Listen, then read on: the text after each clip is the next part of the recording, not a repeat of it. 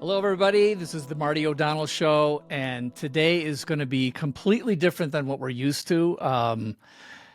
This is somebody who I've actually admired for a really long time, and I'm so glad that he was willing to do my show today.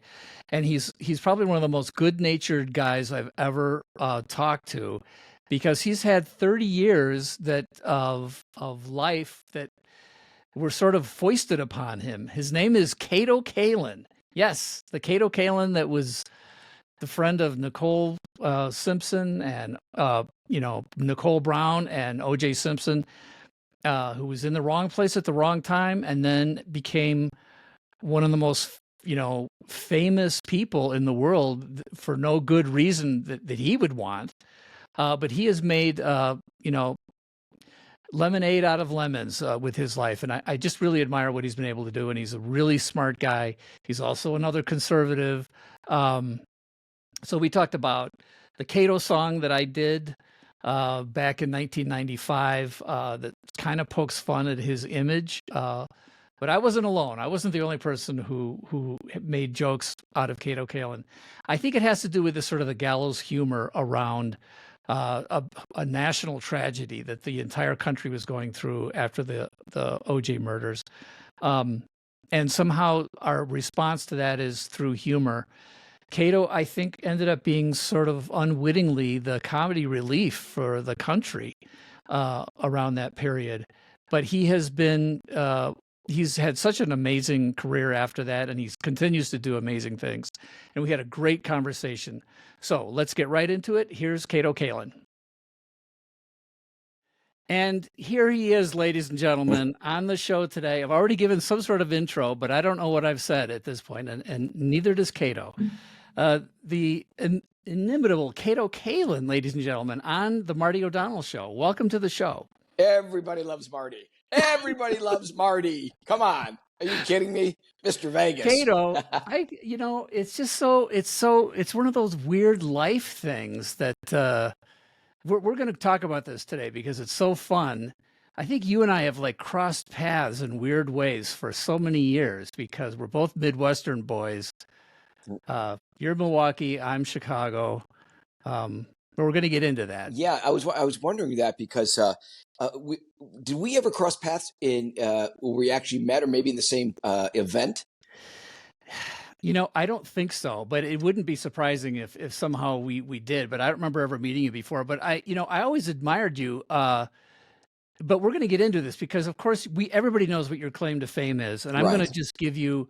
We're going to start this off right away. I had a jingle company in Chicago, and during 1994, and 95, during the height of the entire OJ mess. And I think this has to do with a phenomenon that, we know of as gallows humor. For some reason, I don't know how you feel about this, but it was such a shock to the country that someone as beloved as OJ could be accused of doing something so heinous. And the humor started coming out, which was, did you find it off-putting, or how did you feel about it? That's a great question, but I think when the humor isn't directed towards when people would pick on me, I was fine with it dealing with me. I would never make fun of the murders.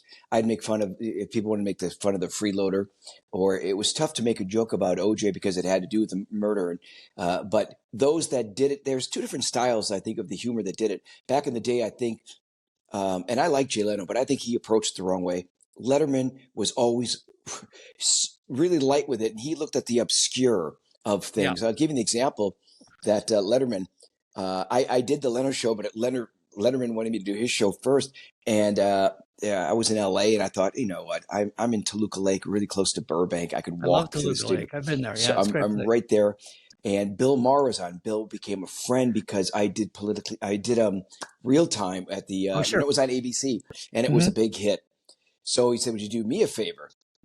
Long story short, don't tell it. No. So what I did, Letterman, they sent me this sketch, and the humor was brilliant. Where Dave's doing his monologue, and while he's doing his monologue, the studio lights keep going on and off, and it's going dark to light, and he's going, Paul, what is going on? Paul Schaefer, check on this, Biff. What's going on? So they go, and the camera's moving, and then it's in backstage, and I'm blow drying my hair. So it's the high voltage there of it's going, Kato, you can't blow dry your hair here. I'm like, oh, how's it look? So I thought, God, I wanted to do that because I think that's sort of the humor that would embrace you and ingratiating to make people, to look at the light of something and not think hard not to think of a double homicide. But even Letterman said it's hard to make fun of a double homicide. So yeah. I never really went into that. I always made fun of myself or of, I did a hosting gig for 4 years. I was the MC of Wizard World. It's the world's largest traveling Comic-Con. And I worked with Stan Lee, all the actors with any Marvel movie, all the actors with DC Comics. It was huge. So, we'd see 200,000 people in Chicago, Philadelphia for 4 days. And, and people are going, why is Kato Kaelin here? Well, I was kind of the pop culture guy. But I always tell people, hey, that's weird for me to be up on here because I'm not used to being judged by more than 12 people. So it's kind of like, it's just not a big. So as soon as they, boom, get a laugh, people kind of go, oh, he's got a sense of humor. And it kind of stops right there. You know, I say it right away up in front, and then it just becomes. Well, I'll why I asked you to be on the show. When this was happening, and I was in Chicago, and I had a commercial jingle company, and we did film scores, we did a lot of jingles, and I think I did a jingle. We are Flintstones kids, 10 million strong and growing, and that was my daughter who was 5 who sang and growing. We did that for like 15 years. We did every Flintstones vitamins commercial there was. We did, Mr. Clean, Mr. Clean. We did a bunch of stuff. But when the OJ thing happened, I don't know why. I, along with everybody else in the country, was just transfixed by it. And for some reason, the first thing I believe the first thing we did was a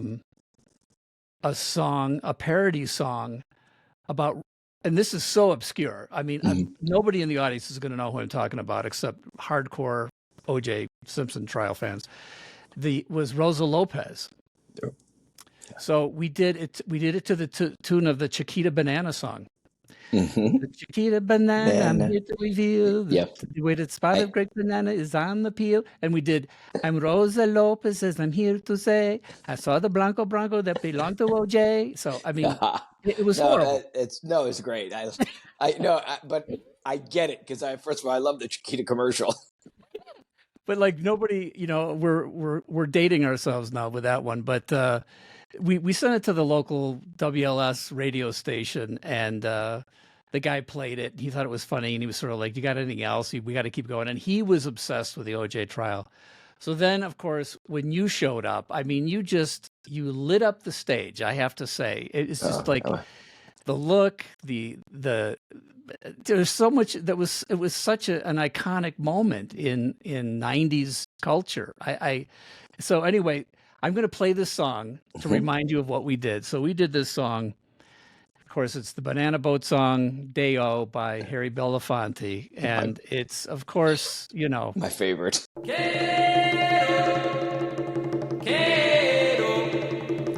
Kato, come and he won't go home.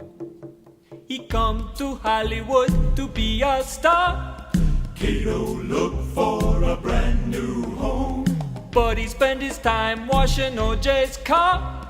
Kato living at OJ's home. He sleep all day, then he soak in the jacuzzi. OJ wish that he live alone. They put him on the stand, he seem a little woozy. Kato look like he lost his comb. Talk shows, interviews, let's do lunch. Kato come and he won't go home. Mr. Kato. Kato come and he won't go home. He walk the dog and he babysit the kids. Movie business is kinda slow, but now he bite in the hand that fits. Kato talking to Judge Ito. He lay in the bed, hear the banging on the wall, while he talk on the telephone. Hey, Mr. Bailey man, Kato tell it all. Hear the sound of the dream team groan. He It's okay, we don't change, but today go away, me say Kato. Kato, look for another home. That is great. Thank God I can afford my own couch now. But I'll tell you, Marty, was that you singing? Yeah, that was me singing. Yeah. Oh my! And my partner Mike sang in the choir in the background there. That was just me and Mike. Well, I remember that also made it on Comedy Central. I think it made it. It was one of those things where it's like, if this had all happened today, that would have probably been sort of a viral thing. But instead, it sort of made the rounds. Oh no, it was radio stations and stuff. So every time, and I'm sure you're the same way. Every single time I go to any sports event or watch one on TV, and they start doing the Banana Boat song, I automatically, with all my friends, everybody in the room, just starts going, Kato. Every single time. And I'm talking to you now. I love this. What a moment. Somehow 30 years has to go by before we cycle around. But I think that's fine. Somehow it's. But here's what happened for me is I saw the what was it, about 10 years ago? I think there was a series, not a series, but it was was it like 4 episodes or something? The full OJ trial. It was on. What was it on HBO? There's so many. The latest one that I was on all 4 parts was the Netflix called American Manhunt. No, I was going to get to that, but the one that was like 10 years ago with Billy Magnuson, Oh, I got a great story on that.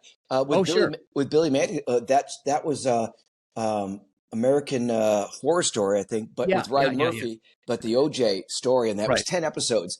10 episodes. That was very compelling, and I like Billy, and I think I sent the OJ. I think I sent the Kato song to both you guys, and you both responded. So I thought that was cool. Oh, I'd like to hear how we responded. I got a letter, an email from Daily News New York, and they said, "Would you the first episode? Would you write an article on this?" So they sent me a screener, and I thought, "Oh, what a great opportunity to show that I could be sort of acerbic." I wrote the article, and it was a smash hit. The second one got in the cover of the USA Today, my article. And so they gave me all 10. They say, can we hire you to be a freelance for all 10 episodes? Oh, and excellent. I loved it. It was a really big part of my life that I wrote. You can Google it. The New York Daily News, Kato's, the articles that on that series. I'm going to have to do that. I'm still obsessed. and then Billy Magnuson had as a New York girl that he wasn't dating, but they were friends. She came out to interview me. And that went fantastic for, I forget what magazine, but I never understood why Billy Magnuson didn't, regardless of using, an actor would always want to meet the person they'll be, portraying. Yeah. So he never did. But then I saw him on an interview, and he had said, and this is him talking. So this is not me bragging. This is him talking. He had an interview on one of the talk shows where he said, "I didn't want to meet Kato. I heard nothing but great things. I wanted to make my opinion.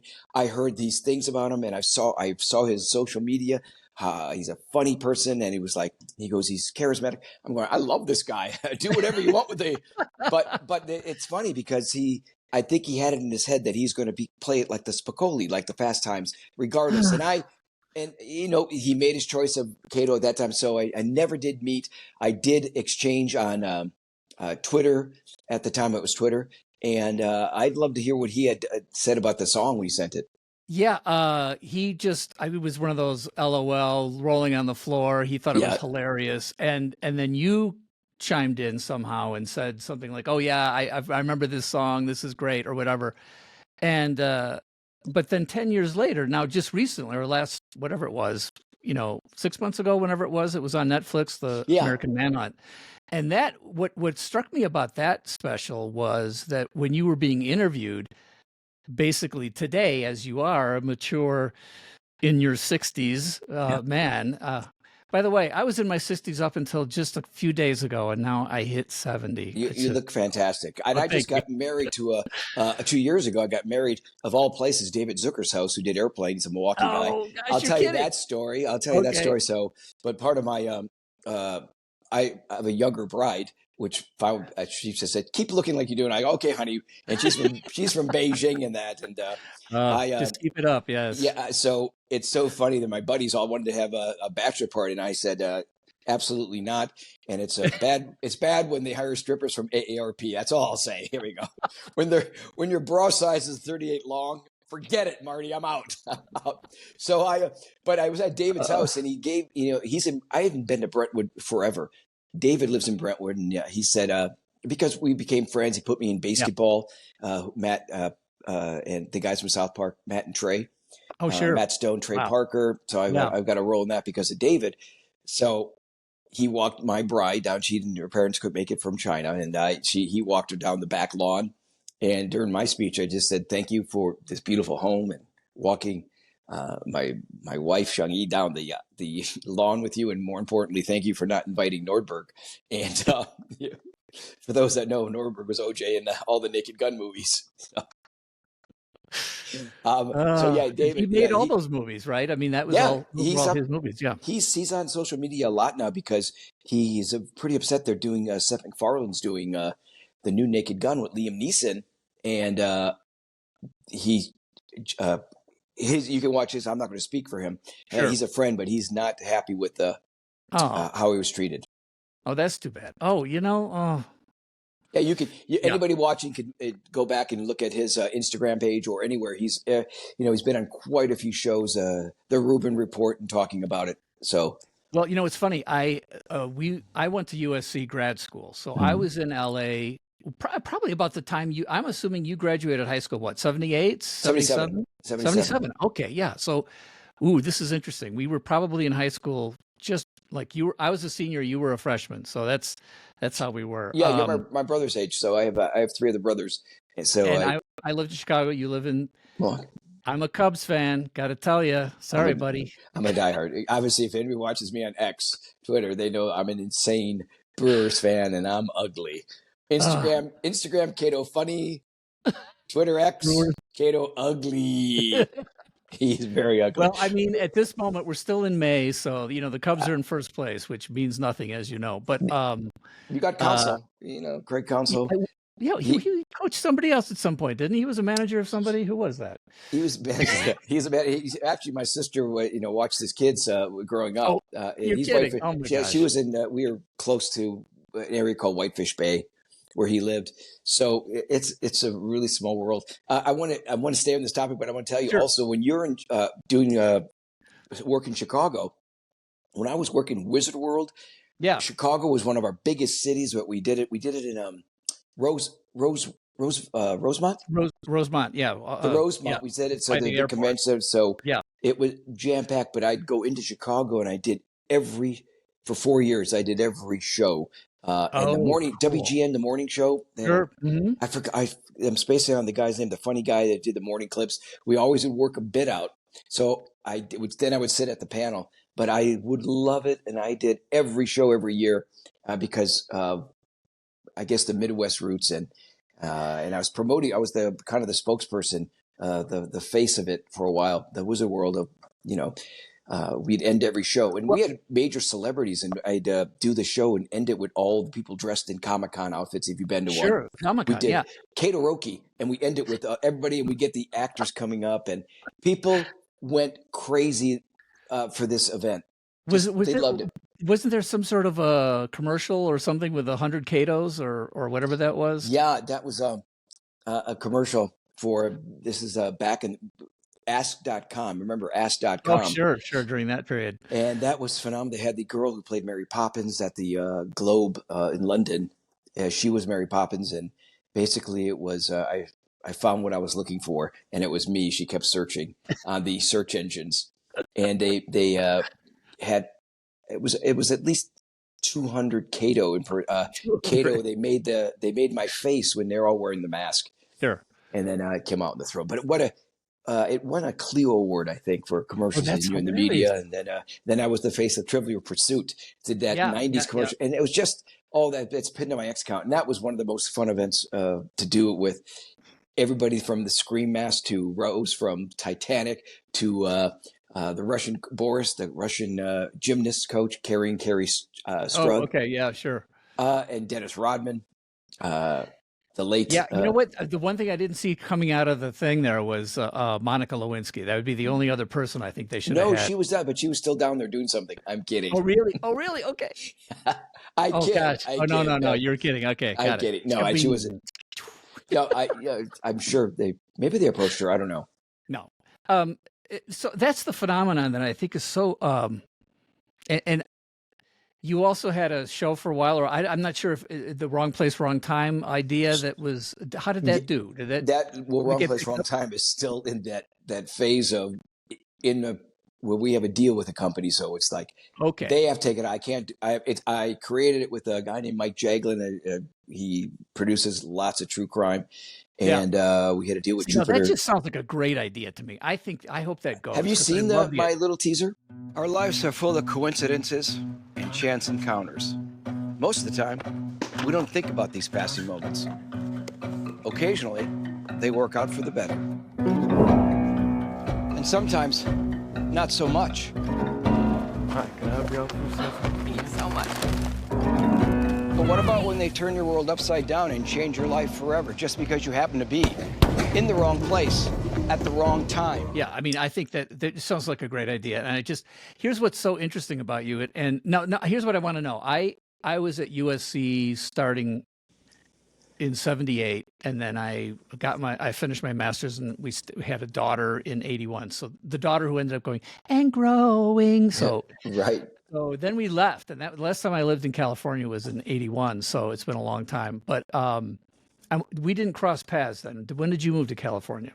I got to California. I actually drove here from Wisconsin with a buddy from University of Wisconsin, Eau Claire. Got here in 1980, 79, 80. But I lived back then, if you remember, if you lived in California for a year, you could get free school for the California system. Yes, that's right. For the UC system, yeah. So we got a job because his dad knew the owner of a really nice restaurant in Redlands, California. So my first time in California, I kept going, I do not see one actor star because we're out in Redlands. And when you first come out, you're really green and you're like, yeah. And I didn't even know a jacuzzi was anything, and the mountains. I understand why people, when they go, I'm moving to California, you just see it. You're overwhelmed of the beauty, and it is such. I think it's the most beautiful state, and we'll get into politics later, but it is the worst run place in it. I've seen where I live in a nice. We're going to nice talk area. about Gavin Newsom in a little bit. I want to talk to him. I've seen, as you know, I've been there since like 1980, 79, 80. Okay, I've seen the dive. Yeah, well, that's interesting. So we actually were there at the same time. We lived in. Mostly Pasadena. Believe it or not, when we first moved to California, I looked on the map and I looked where USC is. And of course, I was looking at a map, not really understanding, being from the Midwest, just how sprawling LA County is. Yeah. So it's just so much bigger than I had in my head. So we found a little apartment in West Covina. And West Covina is not where you want to live, probably ever. Basically, but that's what a drive. And go to USC. Oh, it was horrible. It was just insane. So we ended up, eventually moving closer. Then we ended up moving in Pasadena, which is not a great drive, but it was it felt so much nicer living in Pasadena. I really enjoyed Pasadena. Wait, so you lived in Pasadena where you're going to USC? Yeah, believe it or not. When you say we, are you saying you were married already? Or? I was married already. I got married in 77. Yeah. Wow. Young marriage here. Yeah, and I'm still married to this wonderful woman who. How many years is that? 47. What anniversary is 47? I think that's linoleum. Yeah, linoleum, exactly. I don't know why she puts up with me, especially now that I'm doing this third act of running for Congress rather than something sane like retiring. Marty, I think that's so terrific, man. I really do. I think it's obviously. You have a passion and incredibly smart with these things that you do in your life. I think you're going to get there. I really hope. I don't know who you're running against or anything, but I'm Team Marty. Well, that's great. Oh my gosh. Well, you could be my first official endorsement. It's like I'm endorsed by Kato Kaelin. I'll take you to the bank. After we talk to politics, we'll make sure we match up. You're sure. Okay. So let's go back to the Wizard World thing. Is that coming from sort of how does that have to do with games, or is it board games, or is it both board games and video games? Like what? No. What is that all about? Wizard World basically is a Comic-Con with they promote the it's bigger with when Stan was living. So I did it for 4 years. COVID happened. I was the MC of an entertainment stage while people went and got their autograph and pictures and lines. I was in Philadelphia. There was a line around this street. It had to be I'm not making this up, a mile long to get Stan. Stan was at most of the shows, but only certain times he'd do autographs. When he would do autographs, it was about a mile long. So now you're talking about Stan Lee, right? Stan Lee. So the convention centers are huge. So there's I've been to some of these. People are selling. There's everything: comic books, games. I forget that pop. What is that? Asian game. Yeah, those pop. Not pop. The yellow. The really famous. Oh, I can't think of the name. Pokemon. So they have sections of this that people come for special events, and then it's always loaded with at least 4 to 5. I mean, millions of actors, but 4 or 5 A-list people. Sure. So, anyways, my job was to make sure while people are signing, we had every city and magicians. Every hour we had something going on. Then I would go and do giveaways, and so I was sort of it was America's Got Talent in that city. Yeah, sure. Now, are you going to do that again? Is that going to come back, do you think? Well, it's Wizard World. So during COVID, it shut down. I had the greatest job in the world. Oh, and it was, like I said, so much fun traveling to cities. And I saw the change happening of nobody cared about the OG thing with Cato. And then by year 2, everybody wanted to do charity. Like I said, I developed it where people would want to see me for the show. That rarely ever came up. But because it's a community where you hug, you take pictures, COVID shut it all down.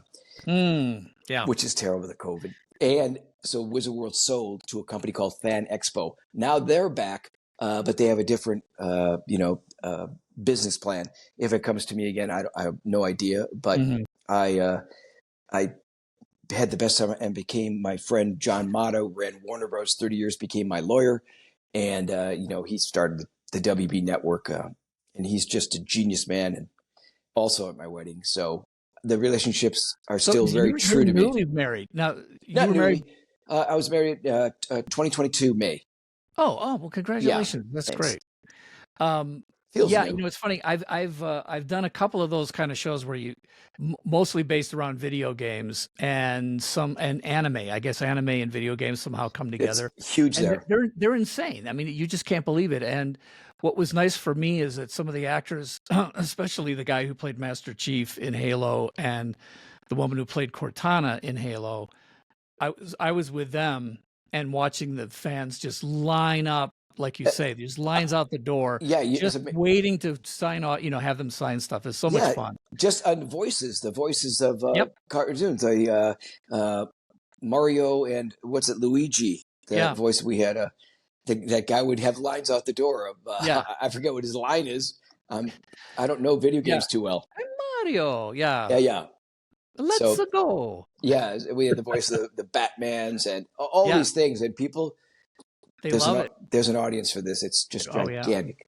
Well, what's funny is like for me in the video game business, I was always, you and I are both in Screen Actors Guild, so we're both union soulmates here. But in video games, the actors don't get residuals, and it's sort of I always felt bad about it because I come from the commercial world, and you got residuals. If that's the deal. Your voice is on television, and you get residuals. That's what it's supposed to be.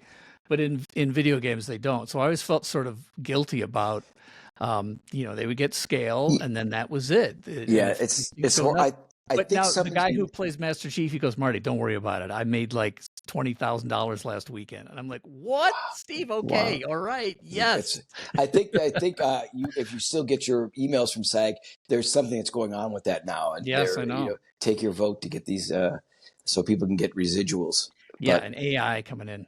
Oh, speaking of which, I was thinking about this. It's like, there was a missed opportunity. Once again, like I know you did. You were on Mad TV. I don't know how many times. A couple times, maybe. Twice. Twice. I hosted the very first Mad. Oh, you did? Oh my Yeah, I gosh. opened the first Mad against Saturday Night Live, so I was on the first episode. Then it was in the second episode Well, with a so sketch. Deborah Wilson was one of my Marines in Halo 3. So she did a Yeah, voice for Deborah Wilson was one of the yeah, voices I know on that.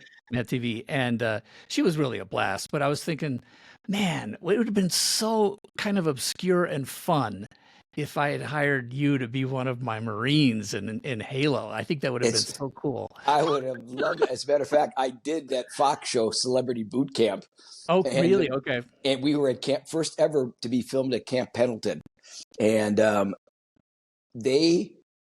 Let me tell you, those guys wanted to pick on me in the worst way. The DIs, Sure.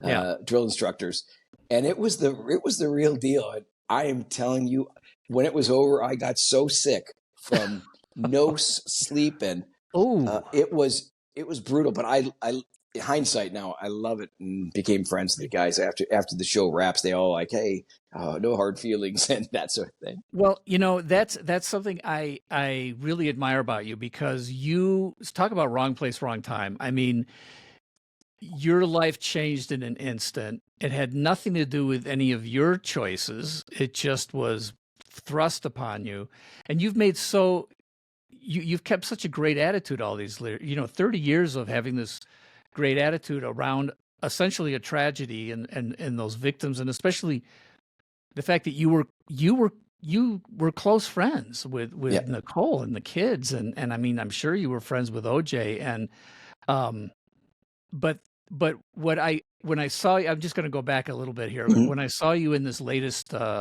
Netflix documentary, you just seemed so, clear-minded, well-spoken, intelligent, and forgive me because I was thinking, wow, the caricature that you ended up becoming immediately, and that wasn't something you did. It was something that was imposed upon you.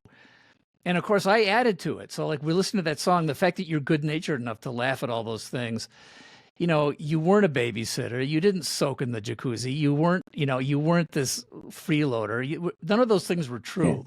But it just, for some reason, I think the country, it's the gallows humor, right? It's this like laughing at funerals. It's somehow you ended up being the perfect comedy relief for this American tragedy.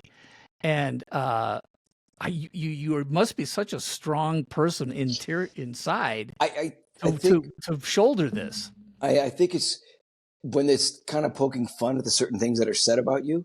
Yeah, I think it's funny because I know who I am, that I'm sure. not those. So it's easy to kind of laugh at it because I really look, my late parents love them. I never saw them.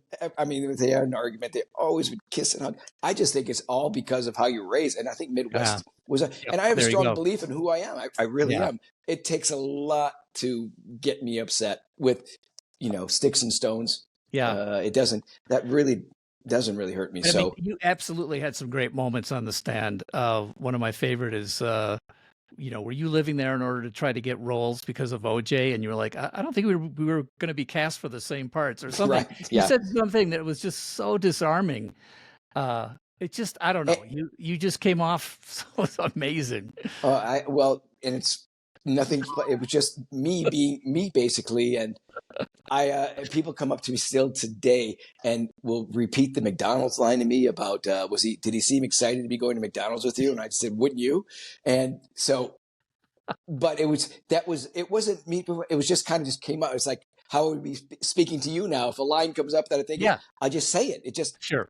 It's uh, just kind of comes out. I did the Roseanne show. It did make the cut. And I spoke to her a few times. I've seen her and I told some of these stories and Roseanne just said, back when I did the show, she goes, I don't think people realize, Cato, that you got perfect comic timing. Yeah. I go, put me in your show, Roseanne. But she would say it, and she still was so kind to me at this. We went to the Christmas party together at Adam Carolla's. But it's 30. It's so funny how 30 years, like you said, Hmm. it comes back around. Sure. But I've never had that. It's sort of like I've always knew I was ready back then. But now I'm really ready, and I hope things will happen. And the week before the murders, I told the story a few times to on shows, but it's just, I felt something happening. A week before the murders, I'm getting castings. I'm getting like, I've done a few commercials, and I'm like, something is, I can't explain it to my friends. I go, I think I'm going to hit something big. And I read for a movie the week before the murders happened. And my buddy worked at New Line Cinema. He gave me the script. He said, you've got to be in this. I'm producing it with, his name's Aaron Meyerson, and Jay Stern was a producer. So I was reading for Dumb and Dumber, and I had the hair. And I'm not going to get the part. You had the whole thing. I think you would have outdone Jeff Daniels. I really do. He's fantastic. I really appreciate those words, but I don't think he's gotten so serious. He's gotten so serious. I would so much rather see you in that role. Yeah, well, it's a bizarre world that obviously it wasn't meant to be, and he's talented. I wasn't going to get it, but I was getting those parts. And then a few times I'd met Jim Carrey back right after before that, after Ace Ventura, and I'm at his house and with a bunch of people, but we're jumping on his trampoline and all these kind of things. Like he might not remember. I remember because I love this. So I kept being surrounded by that. My podcast is called 1 Degree of Scandalous, but I'm always kind of that 6 degrees of Kevin Bacon, or whatever. I kept knowing everybody. And back then, Marty, 94, 95, everybody wanted to meet me. So it was, but it was a curiosity. Yeah. And that's what I wonder, how did you weather that period? Because there had to be like this huge spike in quote unquote popularity, but then you must have realized, oh, this is a novelty thing. Nope, there's not going to be any legs to this stuff. Like, I almost feel like you would have had trouble probably early on just being cast in a movie, and the novelty would have been there. But if you had been able to do some parts, and I've seen your acting chops. You're a good actor, and maybe you could have done more voiceover or whatever. But like, at what point did you say, I'm just going to have to ride this and see where it goes and take my chances?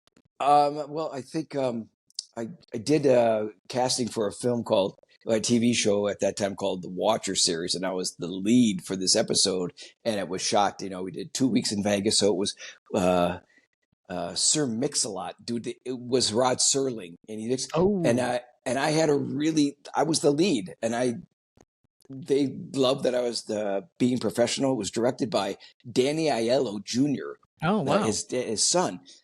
And I thought the People magazine actually gave me a great review, and I thought that was going to make things kind of happen. And I was playing a guy that gets a gangster that gets killed, and he comes back as a black man. And and it's with my wife, and the girlfriend is she's in Kill Bill, the African American. She's a A-list actress. Okay. I can't think of her name now. Anyways, she's in it, and she became a huge star and has been in just Vivica Fox. So okay, sure. Anyways, and then I got my radio show, and that was great. I got a huge deal of the year. It was it was Howard Stern before I came after the KLSX, and my publicist at the time said, once you do radio, you're going to be set for life. Well, it didn't happen that way. After the first year, they got rid of me. It was a very heated time in LA. I was doing that in 95, 6, so much that there was so much hatred to me that I knew what I was doing was really funny and cutting edge, but it sort of was that. I guess I could compare it to Trump derangement syndrome. People did not, they would not give me a chance, even though I would write my own stuff. I would, I did a few shows where I would write I did a tailgating with Cato with another network, a small, but there was getting, a great paycheck. So I kept going, you know what? No one's seeing this stuff, but I believe in myself. Anyways, now it's 30 years later and selling a show, and our true crime podcast is just kicking butt, and something's going to give, and I'm never going to stop believing, basically. Well, I mean, you look great, and the other fun thing is I'm thinking we should probably put a side by side comparison of the hair that you had and the hair that I had in 1994. So I sort of had I had a sort of rock and roll mullet. But I got to say, I admired your hair. Your hair was like just spectacular. It was Oh, flowing it's and long and just and they. tousled exactly the right way. It was great. I just remember all those back when people had magazines you get to read. That was like always one of the things they take your hair and put it on other people, and it was who wore it better. And I have those all around the house somewhere. Those magazines, stacks of it. It's so funny though. You notice that I have boxes of some of the memorabilia. I think I still do. I don't know if she threw it out, my wife, but how big magazines were at the time for Maxim yes, People, yes. and it's gone. It's just everything's online. Everything's digital. Yeah. Well, the other thing I was thinking, I was going to look through my box of memorabilia. I have the. Did you ever look at the OJ legal pad? Did you ever see that? I might have, but if it looks like a legal pad, which I use all the time. yeah, of course. It was called OJ's legal pad, and it was supposedly the doodles and the thing. Yeah. Did you ever see that? I saw it. Yeah, it was really, really funny. And that was yours too. Was that what do you mean? You invented that one too? No, I did not do that. It was brilliant though. But it was just one of those small not small things, but like there were so many tchotchkes and people were trying to make money on the OJ trial, and I'm thinking, well, nobody was trying to do that during the Menendez trial, and like I don't know why that was such a unique time in history. I think it's the cast, it's the characters. It's a celebrity, black and white. It was Rodney King happened in '92, and I just think it was. I mean, people were just on the edge of the seat every day watching it for almost over a year. Yeah, and that's that. It was like the murder happened in '94, and he was acquitted in October. 18 months later or something. Yeah, it was like. But anyway, the only other thing I wanted to let you know is that like the weird way life turns. Like I lived in Chicago, then I lived in Seattle, and I worked on Halo for and did video games for 20 years or more. And then sort of semi-retire, moving down to where my grandchildren are now in Las Vegas. And I've been here for 4 years, and I'm getting into this political thing. Anyway, my political advisor is from this area. So I live on the west side of Las Vegas in sort of the Summerlin area, if you know where Summerlin is. Yeah. Beautiful. As a matter of fact, I think Mark Wahlberg is going to be building a studio right here, which could be really cool. Oh, I think this guy works harder than anybody. Yeah, I follow him on social media. Yeah, and I'm hoping if I become congressman in this district, I know I'm going to have to meet him because I think the studio will be in my district, which is great. But anyway, so the guy who's my political advisor, I forget what I said, something about OJ, and he goes, "Oh yeah, I knew OJ," and I'm like, "Wait, what?" He lived in Summerlin, and he says, "Yeah, I was in a sports bar," and this guy's in his late 30s. Yeah, and he goes, "I was in a sports bar, and OJ came walking in and sat down at the table with us, and of course, we bought him drinks." Oh God, that is. And apparently, over the course of a few months, they would run into OJ at the sports bar all the time, watching football and stuff. And he said the interesting thing about him describing this is the encyclopedic brain that OJ had about football. He said it was just amazing, but it was sort of strange. It was like, and then he just died. He died of almost 30 years to the day, right? I mean, I think he died on April 8th of last year, right? Of 94 or of 2024, 2024. Yeah. And the murder happened in whatever, June or something. Yeah. 94. June 12th. Wow. Oh, of course we'd remember that. So anyway, I have you on the show. I'm so glad you're here. I want to apologize for all the poking fun at you and, in my little way that it didn't, it never went viral, but there it is. No, I kept looking at your picture and on Twitter X that if that's you, right? Yeah, that's me when I was like 18. Because that picture, when I first said, "Oh, he's a," before I knew anything, right? The show, Yeah. I said, "Oh, this guy's a musician. I think he's a popular musician because obviously you're. I'm sure you played Israel. Yeah, that look, you were very much a David better Cassidy. looking David Cassidy, and well, the hair was kind of Ian Hunter, Sure. Yeah.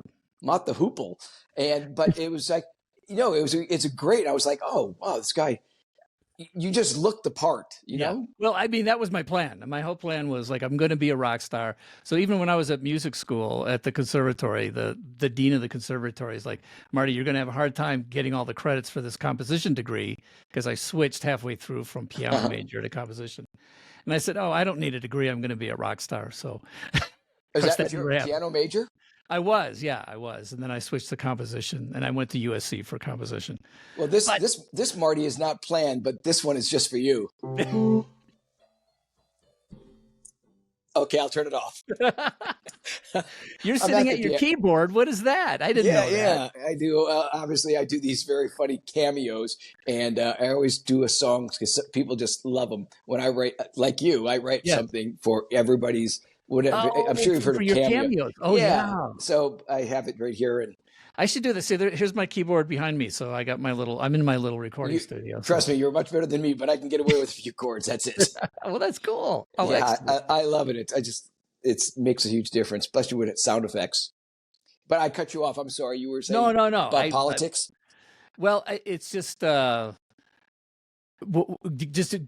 fact that I'm going to be into politics. Like I never became a rock star, but I was able to be a composer and do music for, film and television in Chicago and commercials and a lot of commercials. And then when we moved to, I started working on video games in the mid 90s and went out to Seattle and did Halo. But I ended up working with Paul McCartney for a couple of years, which was really amazing because as a kid, well, I mean, you grew up in the same time, similar time period, but I mean, the Beatles were just, there was nobody higher than that, right? What did you do with Paul McCartney? Well, I did a thing called Music of the Spheres, which was music for Destiny, the video game. And it was the prequel album, and it was, a 50-minute orchestral suite with 120-piece orchestra and 40-voice choir and a boys choir and Paul McCartney and his band. I mean, it was it was the pinnacle of my time. What year is this? This is like he and I worked together 2011 and 2012. Oh, and that's when he's still like touring and doing just huge things. I mean, he would send me tickets, to see him. I went to Chicago to see him perform. I was with him at Abbey Road a couple of times. I was in New York at his studio with him. So it was insane. Well, it was crazy. That's incredible stuff. Yeah. Going back to the politics, how does that for you? How does that even?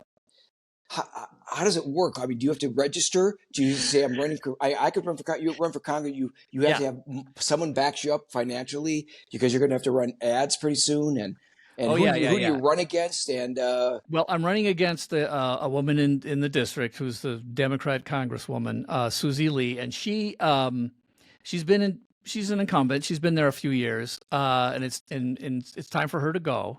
Yeah. And so Trump won this district. He won Nevada and he won the district, and she won the same district. So there are 13 congressional districts in the United States where the Democrat won Congress and Trump won the presidency. Mm-hmm. So the Republicans are targeting those, very specifically. So I was just in D.C. last week meeting with the folks. and so because I'm fascinated by this. I did I got hired to go to Atlanta. I get these little gigs sometimes that to meet some of the Republican people, like in Atlanta. I did a event there, so I just meet so many great people. Brian Jack, did you? Oh, gosh, that sounds really familiar. He's a new congressman. Brian Jack is a congressman from Atlanta, and I met with him last week, and he took me around. I met with some of the finance people that were, and that was a guy named, one of them was John Garst. Does that name ring a bell? John probably Garst should, but no. And Troy. Troy Aikman? I can't think of Troy's last name, but they're all out of Atlanta. Aikman. No, that's Yeah. I mean Troy. That's a football player. I didn't mean him. I meant, yeah. I got to look at all my stuff because I did it. But it's I'm first time now. I'm going to be speaking in September at a seaside by Carmel, California. Carmel? Carmel, they're Yeah, I love the Carmel. Detective Association, Police Association. Wow. So I thought, wow, what a great! They watched the podcast, and I'm going to go up there with Tom Lang, the lead detective from the OJ trial. You're So I was kidding. like, wow! I said, this is I What, think you this and is Tom could are be. like buds and stuff? Yeah, he's done Oh, my that's show about 6 or 7 times. Oh, you're kidding. Oh, that is so. No, his history is amazing with the Wonderland murders. He's Yeah. part of the what's the other one? The Hillside Strangler. So Oh, we got this. yeah, We yeah, have so many.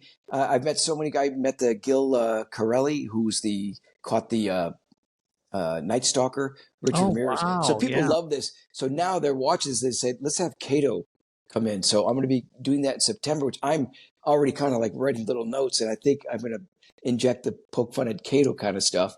Yeah. And Well, I think you're welcome to use that song anytime you want. actually, it's on. I guess James I'll could send find it to you. Don't Okay, worry about it. yeah. I'll make sure you can find it. It's whatever. I'm going to make sure you have a copy. I think that's my opening. That's the intro. And for those guys, they'll get it. Well, that's the other funny thing is as I was listening to it again, I haven't listened to it in quite a while, and I was like, there are so many little, hey, Mr. Bailey, man. Like, how many people know, F. Lee Bailey? There's so many little hidden references in there. But you were laying in the bed and you heard the banging on the wall while you talked on the telephone. Those were real things. Yeah. Yeah. That's why I said in that song, you've got all the stuff that was part of my testimony and sitting down with detectives and telling them everything that went on. So No, yeah, I it was. can't even imagine. I saw something that you did recently, or you were on somebody's show where you were just talking about how you now, or maybe ever since then, keep track of your time. You keep track of your day and what you're doing, where you were, and is that you never did that before, right? No, that's just No. It happened because of I saw that during the trial how everything becomes down to timeline and how important your timeline is, that you can prove where you were. And my wife's addicted to crime shows. Like, she watches every possible show. I just don't like that she's taking notes. Honey, where's the antifreeze? Anyways, but antifreeze, that's the one the wives use against the husbands all the exactly. time. I know. Hey, this is taste. This kind of lemony. So the what was I saying about the shows crime that we do? Shows. My God, I lost my train of thought. This has got okay. hold of I do that all the time now. It's just it's the 60s disease, which you get there. But I think it was about watching these shows. Yeah. That timeline. So timeline. Oh yeah. I see that I would if I'm driving somewhere, I heard a song and I have the station that played the song at that time. I said, okay, I know at that time they played that. Then I would say I saw this car. I would try to get, if I could see the license plate, I would say I saw this license plate. But I would make little notes of exactly. And I'd always, before I even got married, or I would be dating a lot, and I would just say to the date, call me when in a text that you're home, blah, blah, that I dropped you off. So I needed that. And if I didn't get it, I would actually freak out. And then I would call, well, you didn't call me. You freak out. She goes, oh, I forgot. So they don't know how much it meant to me. And I would not sleep. I'm going, what is going on? I just asked you. I said, no matter what, text me, call me. So yeah, that sort of was a big, I still do parts of it. I'm now married, so I know exactly where I'm at.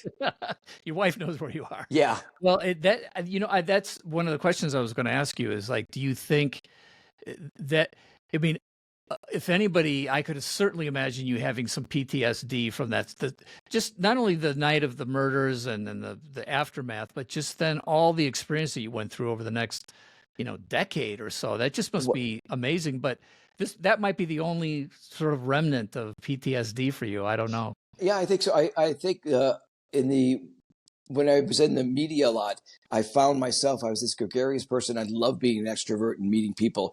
I kind of just became an introvert, and it did affect me. I did get like stomach problems throughout the trial. I just developed a little ulcer, and it's just all because it was stress. Really is tough. I just was never in the courtroom, and I was just like, okay. I remember the review with Marcia Clark, these questions, so I wanted to make sure I did everything just 100% truthful, and I answered it. So a lot of times you see me pausing because I'm thinking in my head. I forget the camera's on you, and it makes you look like a deer in the headlights. But I'm going, okay, this question, and I'm thinking in my head, and it looks like I'm pausing, but I'm thinking of when was that question asked to me, and I want to make sure I answer it right. Right. So that was Well, I mean, the nice thing about court things is that it's the transcript that counts, and there's no pause in the transcript. So. That's true. No, and I got to say, I mean, through the whole trial, I mean, certainly, I know we weren't going to talk about OJ, and I don't want to talk that much about it because you've talked that to death. But I mean, what I appreciated about your testimony is that it put the most human face on exactly what happened, because you were with him before he left, right after the McDonald's thing. And then you were in the bed when he came back and climbed over the wall, and the timeline worked. And your testimony was just, it was rock solid. It just, there was no way to get around that whole thing. And it just was like, oh my gosh, this is, it was just I agree with you. I think I always thank God that I was on the phone at those times, because they all back then, or I think still now, with cell phones, but I think I was on a landline on the phones, but you see that as a phone bill. Yep, there it is. Everything's on my calls, and when I was there, and they see I'm on these phone calls. So, and then obviously you talk to the other person. Oh, detectives, I'm sure, talk to the other person. Did you talk to him? And so that is also thankful with the timeline to know. My life is just. I think about all the CSI shows and the Bruckheimer shows of this, and how many times certain things have happened in my life. And I think back in the day when I went to the Playboy Mansion, I remember just meeting Robert Blake a bunch of times. He's in crime and dead. Oh.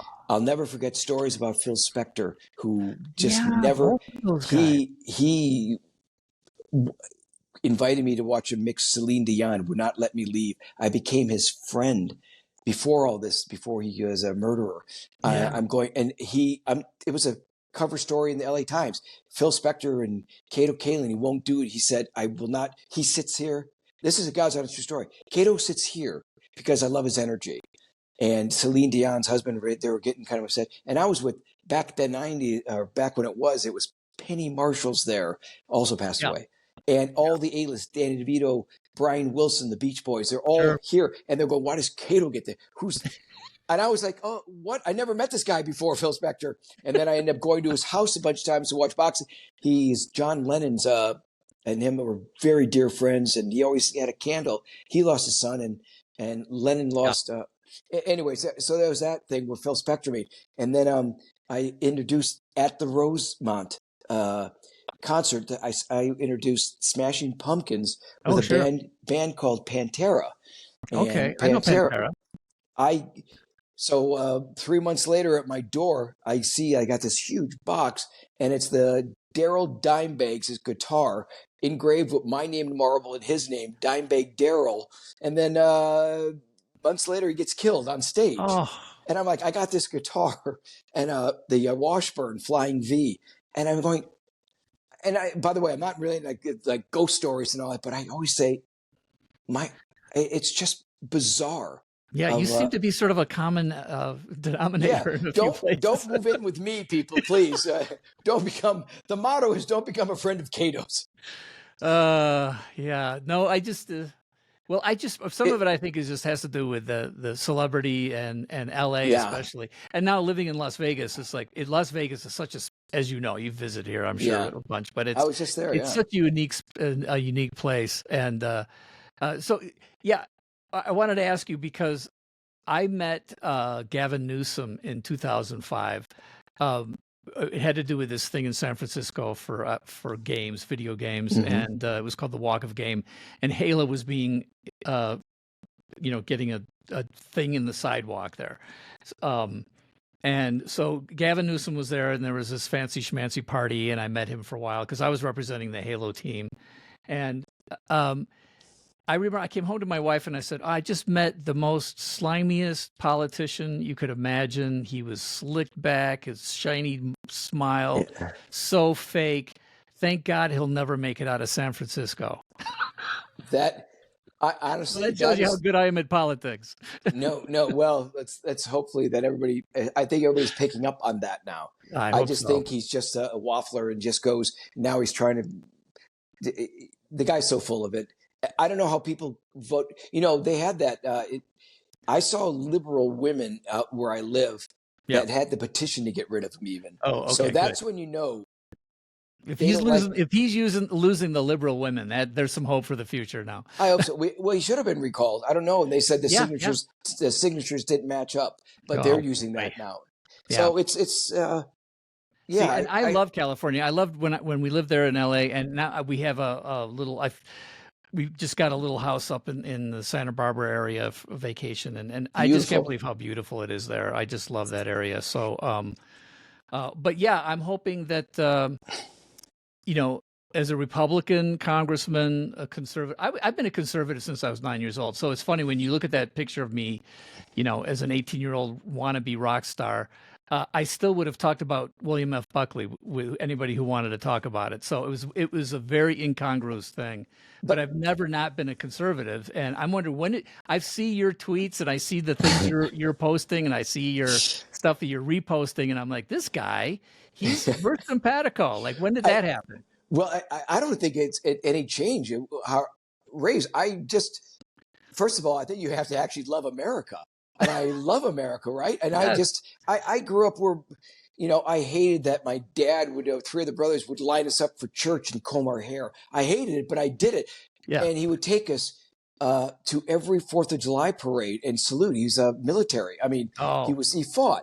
oh, And so, excellent. you Was he know, in World War II or hindsight, Korea? He probably was World Korea, War I bet. II. No, Oh, two. World War II. Okay, mine Yeah. was too. And My my dad and grandma, my my mother. mom was a nurse in the Army. So it was Fabulous. just, but it was never about, because I mean, obviously we still had our growing up when my dad, I didn't have the same thing. My music was different than his music, but I just knew what was right and wrong. Yeah. And I know what's right and wrong. And I know you've got to work hard. You can't stuff that I look at people like Jasmine Crockett, how someone voted for that. So I get flustered going, I mean, some of the, imbecilic people, honestly. So I Mm-hmm. worry about the country. Yes, And I me go, too.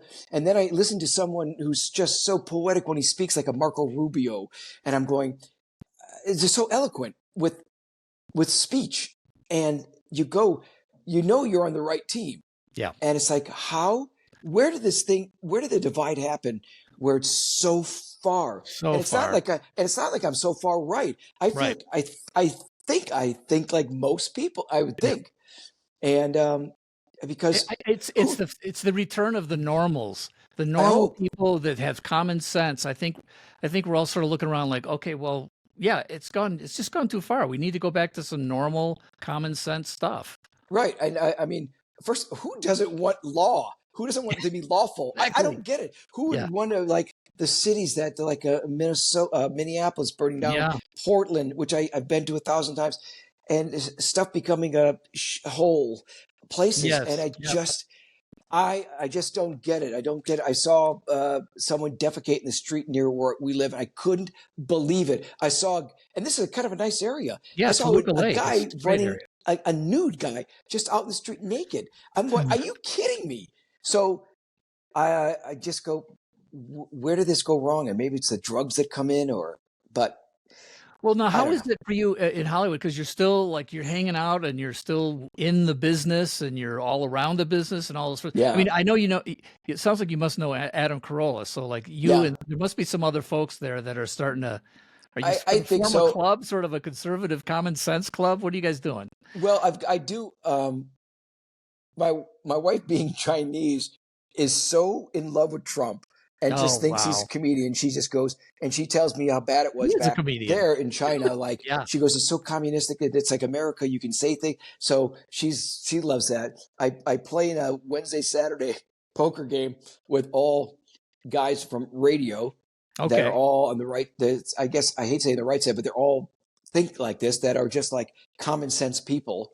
And so it's a group of, there's a bigger group now than you could imagine, that where I live, and I've got the neighbors, you can kind of tell who's not on your team, but I don't hate, but I have the ones that are just like, they give you that thing. Yeah. They just, Well, you just know it. I worked with Adam Baldwin, who's not one of the Baldwin brothers. He's the I know Adam of the war film. I can't think of it either. Yeah. He was in Not Full Metal Jacket, was it? yeah, Full Metal Jacket. Okay, Yeah, Full Metal Jacket. Yeah. And he was in Chuck, and so Adam Baldwin, Zach Levi. Did you know who Zach Levi is? Yeah, he does. He did Wizard Worlds. Oh, did he really? Oh, Yeah. cool. So he's a conservative. Adam's a conservative. I worked with Robert Davi, who played a major character. I love Robert. I know Robert because I used to do a TV show in Beverly Hills and saw Robert a lot. I love him. He's smart. He's a smart guy. James Woods.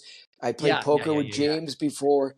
Smart. Oh, that's right. James plays poker too. All right. So I have we play in the neighborhood poker game is on Friday nights here with a bunch of guys that I play. So if you're ever in Las Vegas and you want to sit in on a poker game, it would be such an honor to play poker with you. Well, I tell you what, you're like a pro.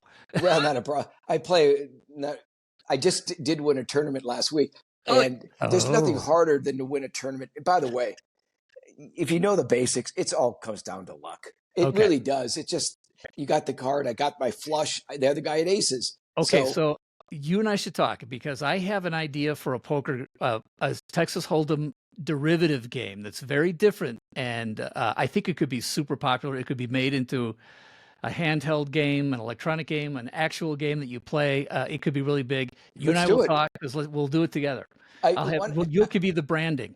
I would love that, and I've got a lot of radio connections as well as you do with people that promote and TV. But do you know a gentleman named Kevin Keene? Kevin Keene. His name sounds familiar, but no. Well, go to Facebook and that. He's a friend that I know, but I think it's someone that can help you. And he lives in that area that what's that private area where Agassiz and what's that gated community? Is that Summerlin? I think Andre lives. Yeah, I don't want to give the address around out here. Yeah, right. But also, I think this guy could help you. You can check him on the Facebook page to get the. I talk to him so often. He is a big player. Oh, not poker, a big player in the world of especially. Well, I'll have to hit him up for a campaign contribution too. So there you go. Well, he just might do that. And he's probably I think he's nearby you. Okay. Well, you might be in my district. That'd be great. So I really will contact you when I'm up there. Oh, that'd be great. No, it would be fun. You know, I swear I heard someplace else you don't drink, so I'll buy you a coffee or whatever. No, want. I can have a beer and a wine. Marty, the thing about me is I am this sufferer of migraines, and if I have certain things from even garlic or whatever, I can't get this migraine headache out of me. And I love having ice cold beer in the summer, but at one, and then I can feel I can feel the headache come, but I'll take the headache just to have the beer. I'll do it. I was actually in Vegas 3 weeks ago because I got a part in a horror film. So we shot up in some ghost town, 35 miles out by Boulder City. Yeah. There's.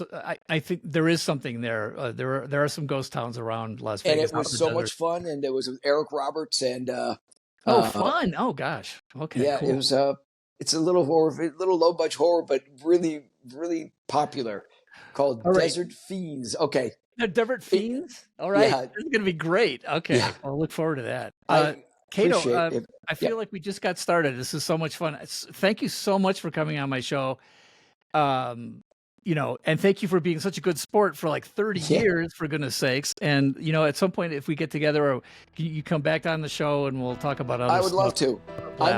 I'm going to send you this, my little reel teaser of the show, Wrong Place, Wrong Time. Yeah. I'd love your opinion. Yeah, it's already link to it too. I'm going to link. So I can't link it, but it's private and confidential, but you can take it. We'll get an excerpt if you want to load it in there. Okay. I'll think of it. We'll run it by you. You tell us, because we're gonna. Yeah. This show will be edited, and then we'll run it by you, and you can say, use this, don't use that, or whatever. Okay. That'd be great. I'm gonna send it to you immediately. Okay. Okay, sounds great. All Thank right, you. everybody. Kato, thanks again for coming, and we'll see you all next week.